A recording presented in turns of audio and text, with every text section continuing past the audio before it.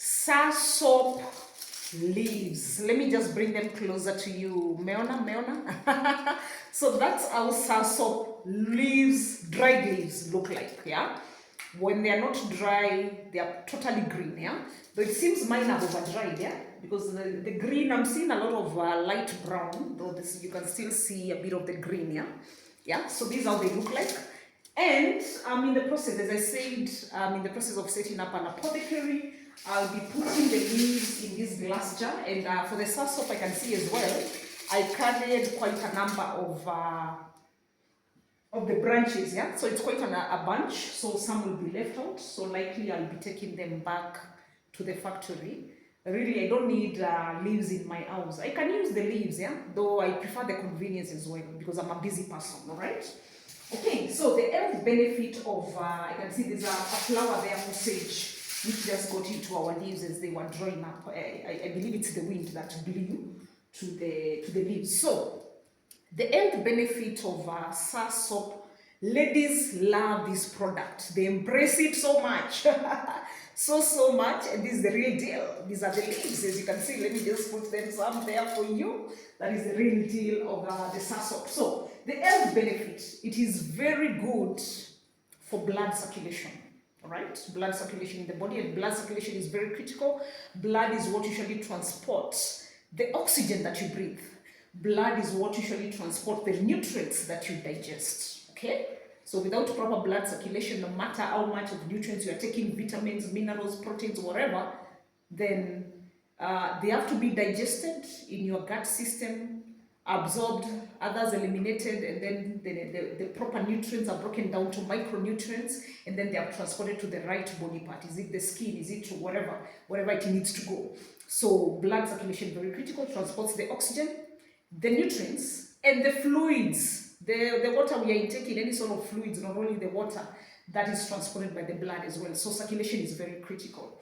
And remember, as you age up, if you're not only aging up on the skin and the air and whatever, your veins also, some of them begin to slow down, and they are also aging up internally, and they need to be ignited, boosted, yeah? They need to be re-energized, and that's why it's important. You not only take soursop when you are sick, especially for blood pressure.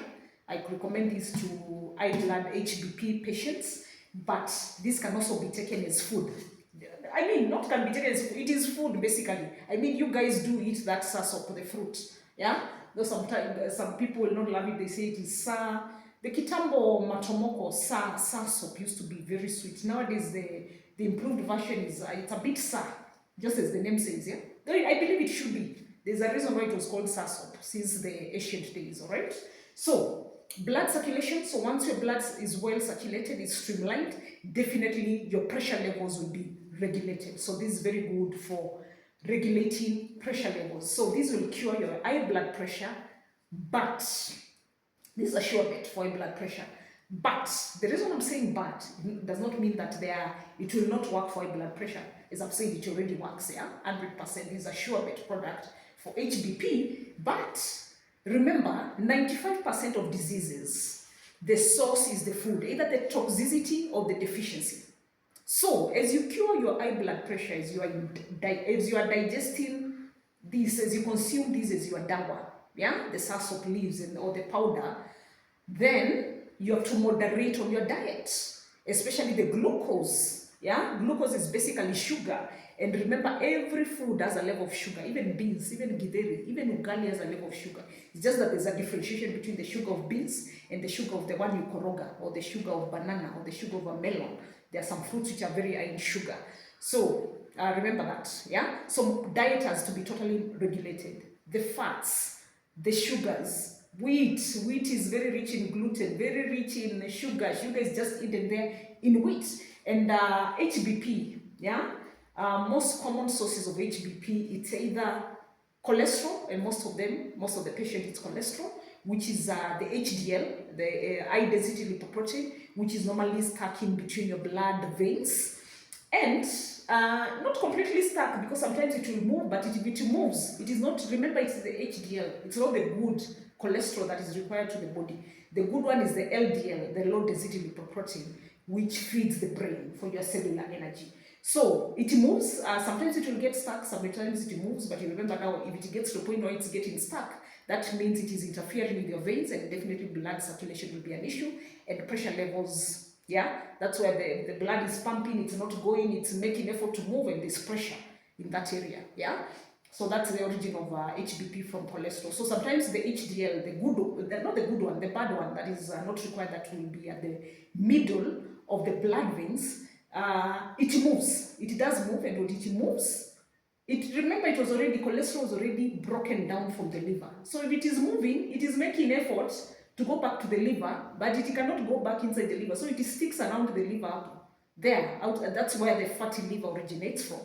The other source of HBP that I've seen most common in patients, because I take time to inquire, just to identify, and it's very important, not just, it is very important to identify the source of the disease of the patient. Yeah. Very critical, because if we don't identify the source and I quickly rush into selling you a product, it assists you, it aids in the curing process of the illness or the disease for 2 months. But as I've said, remember, 95% of diseases, the source is the food, either the toxicity or deficiency. And much of the HBP is toxicity, cholesterol, stress as well. It's another. Yeah. Stress will produce high levels of cortisol, adrenaline, and those are toxic hormones, steroid hormones in the body, which are not required, and then they interfere with how blood is circulating in the body and the pressure levels. All right. So health benefit, I already mentioned of 2: blood circulation, regulating of pressure levels. This is very rich in vitamin C. It's a very great antioxidant as well. I've already explained about antioxidant in other videos. It will help in fighting, revamping your immunity system, your white antibodies, and it's able to fight. Can I fight? It's able to fight any sort of free pathogens or the toxins of the virus, the fungal, the bacteria which are flying in the air. At the same time, and I can feel I'm getting tired, yeah? At the same time, being rich in vitamin C, it is anti-aging, and that's why ladies love it so much, yeah? Let me just pack more leaves here as we talk. The other health benefit of Soursop, I already mentioned about the antioxidant, the rich in vitamin C, that is anti-aging. It is rich in a nutrient compound known as lutein, which is a nutrient compound that feeds the eyes, and that will enhance your vision. So it's very good for your eye health.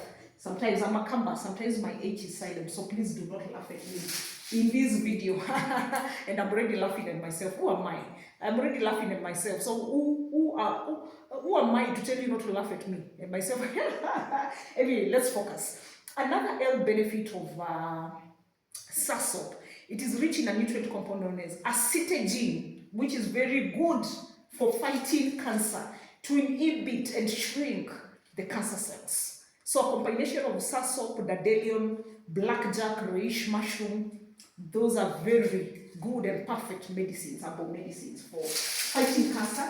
But not only the herbs, also combined with other nature, that is sunlight, nature that God gave to us, hydration, 100% oxygen, alkaline-based food, tamarind, lemon, things like turmeric, the ginger, those are very rich in alkaline. And this is also very rich in alkaline, all right? And I'll have a separate video on explaining the importance of alkaline in our bodies. Yeah, so I believe I've mentioned most of the health benefits of Soursop.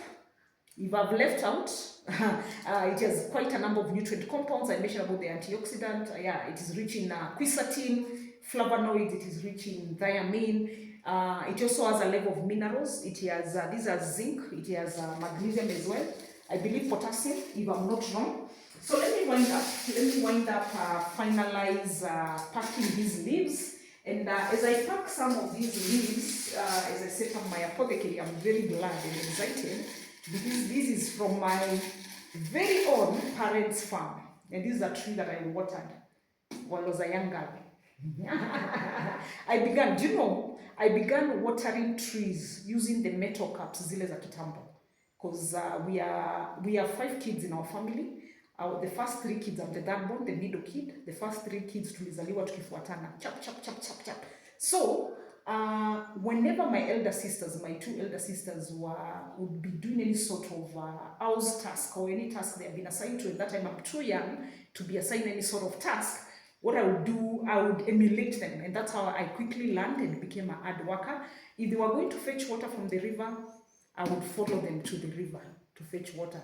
And the best, and I believe then I was like 2 years, honestly. So I began watering trees when I was like 1 year and some months. And that's why nature is just ingrained in me. So I hope you guys can understand now why nature is ingrained in me. Yeah? I began watering trees before 2 years. I used to go to the river with a cup. Zile za metal, zile za kitambo hivyo. Yes, and carry water. Eish. Eish. That was a super hard working baby. But I'm still hard working up to date. I love work. I love working. And I love money too. And I love nature too. Alright? See you later.